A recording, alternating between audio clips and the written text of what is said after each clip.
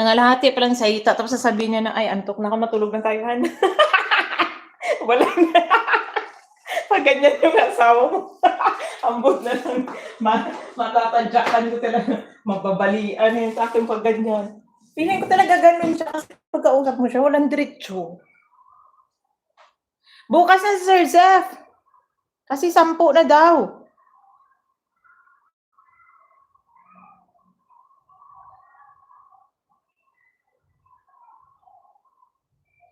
Bakit 'pag sinasama ko ubos gamit, ihagis ko sa kanya palagi. 'Di ba? Mabisit ka siguro 'pag gano'n, kaya tingnan mo siya kausap. Sige magugulat ka bigla siyang papasok. So kung ikaw yung asawa, hindi ka pa naka-ready, baka mamaya hindi ka pa naka-toothbrush bigla siyang papasok kasi gusto niyang tumira. Wala wala ka ready-ready, titirahin ka na, "Paano ka?" Tapos biglang alis nung hindi ka man na-satisfied tapos wala, okey yun na yun. Parang ganyan si Gia. Parang hindi ko talaga siya ma-gets kasi bigla siyang papasok, tapos magsasalita siya, tapos try niyo mag-reply sa ano niya, sa comment niya. Gulat si GR.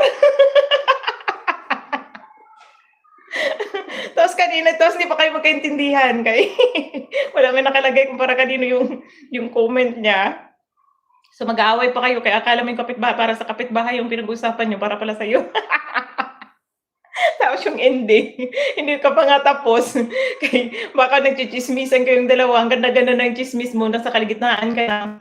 Maya-maya umalis si GR, tumayo, lumabas magulo siya kausap. Hindi ko feeling ko talaga mga 10 'tong pamilya ni GR ba. Hindi mo na maintindihan. Gantihan mo kapag malapit na siya, sabihin mo, "Okey na yun, Han, antok." Gawain ko yan dati.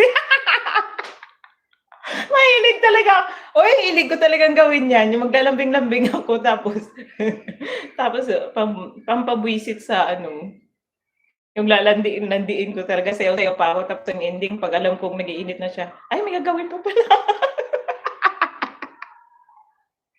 Puro para mabwisit talaga. Ang sarap kayang tingnan nung gano'n. Buong 'tong GR na 'to, eh. "Po? Anong po?"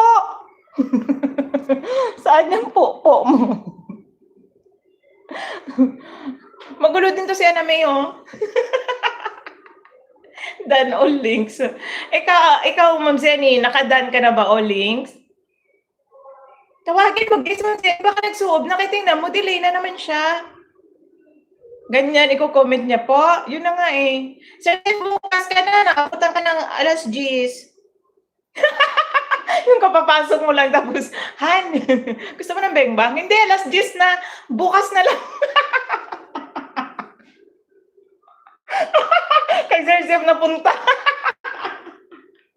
Walang yung link yun, yung link, Sir Jeff, bukas na naabutan ka pala ng 10 hanggang 10 na kasi binababa namin, so bukas ka na. Magulo kausap, walang joke. Good morning, Sir Jeff. 10:00 naman na, 5 minutes na lang.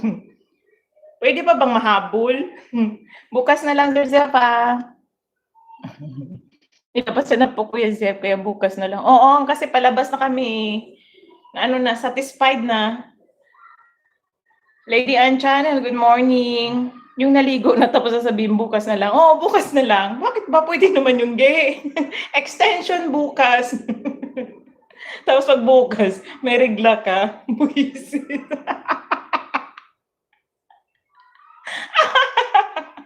Yung nangako ka sa asawa mo, bukas na lang. Tapos ang ending, nilabasan na nga. Ayan na lang eh. Gaga pag gawin.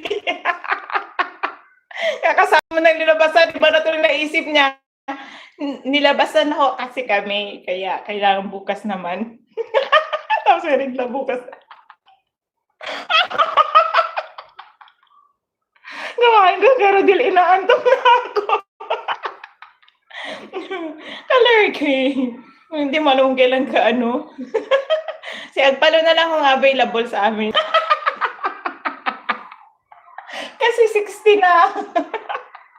Walang Diyo, ba't gano'n napunta yung usapan